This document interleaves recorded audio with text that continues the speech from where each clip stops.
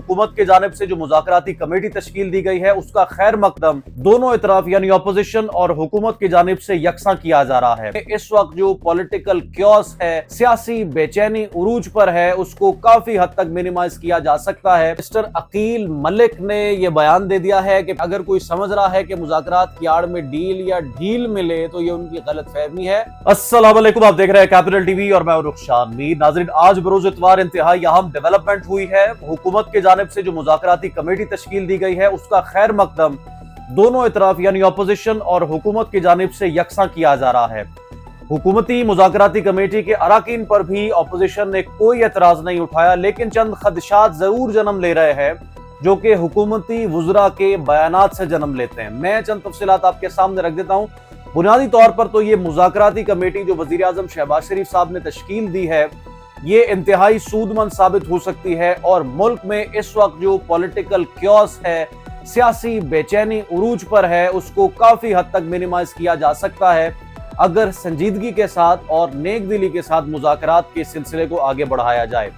अब देखें कि जो पाकिस्तान तहरीक इंसाफ ने 3 मुतालबात सामने रखे थे, जिसके बाद फिर 22 नवंबर का प्रोटेस्ट इस्लामाबाद में हुआ और तमाम तर मामलात मजीद बिगाड़ का शिकार हुए, मजीद मुकदमात में अपोजिशन पर भी इजाफा हुआ और हुकूमत पर भी बहुत से सवालात उठे जिस तरह से इस एहतजाज को हुकूमत ने टैकल किया। लेकिन अगर वो 3 मुतालबात हुकूमत की मुज़ाकराती कमेटी पहले सुन लेती और संजीदगी का उसके ऊपर मुजाहरा करती तो शायद मामलात इतने खराब ना होते। खैर, देर आए दुरुस्त आए और ये जो मुज़ाकराती कमेटी तश्कील दी गई है, अगर इसके जरिए भी मामलात पॉलिटिकल डायलॉग के जरिए आगे बढ़ते हैं तो काफी हद तक मामलात जो हैं वो साफ हो सकते हैं। स्पीकर सरदार अयाज सादिक ने हुकूमत और अपोजिशन की मुज़ाकराती कमेटियों को मुलाकात की दावत भी दे दी है और दोनों कमेटियों का पहला इजलास कल स्पीकर चेंबर में दिन 11 बजे होगा। सरदार अयाज सादिक ने यह वाज़े किया है कि मसाइल मुज़ाकरात से हल करने के लिए वज़ीर आज़म का इक़दाम खुशाइंद है।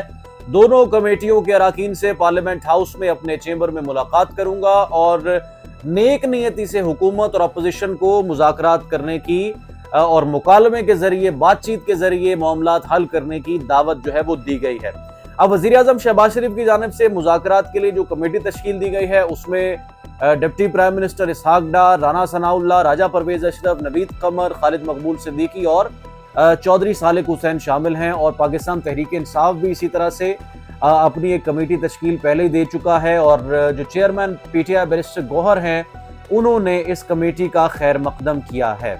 जो अपोजिशन रहनुमा हैं वो इसका खैर मकदम करते हुए अपने कारकुनों को और पार्टी को वाज़ेह गाइडलाइन भी जारी कर रहे हैं कि मुज़ाकरात ही वाहिद हल है और हमें मुज़ाकरात यानी पॉलिटिकल डायलॉग पर यकीन रखना होगा। जिस तरह से शेर अफजल मरवत साहब ने कहा है कि जब तक मुज़ाकरात का कोई नतीजा नहीं निकलता, जो सिविल नाफरमानी की कॉल है उसको होल्ड किया जाए और उस पर मजीद बातचीत ना की जाए और कारकुनों को सिविल नाफरमानी की तरफ ना ले जाया जाए। लेकिन साथ ही साथ हुकूमती वुज़रा और मशीरों के जो बयानात हैं वो इस पॉलिटिकल डायलॉग को मुतनाज़ा बनाने के लिए काफ़ी हो सकते हैं और जो हुकूमती वुज़रा और हुकूमती रहनुमा खास तौर पर टेलीविजन पर बैठते हैं और स्टेटमेंट देते हैं उनको भी इस वक्त कुछ एहतियात से काम लेना चाहिए।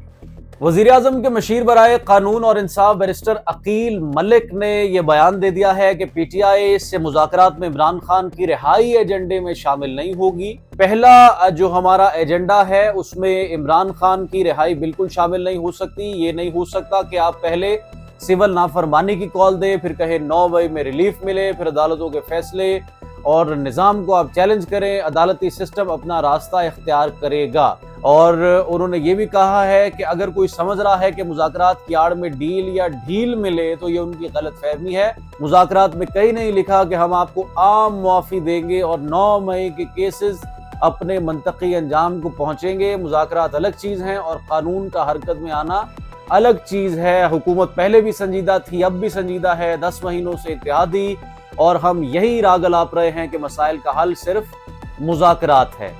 तो इस तरह के तमाम तर बयानात पर तहरीक इंसाफ का भी अगर कोई मौक़िफ़ या रद्द-ए-अमल आता है तो उससे मुज़ाकरात का जो आगाज़ किया गया प्राइम मिनिस्टर की जानिब से उसको बहुत ज़्यादा नुकसान पहुँच सकता है।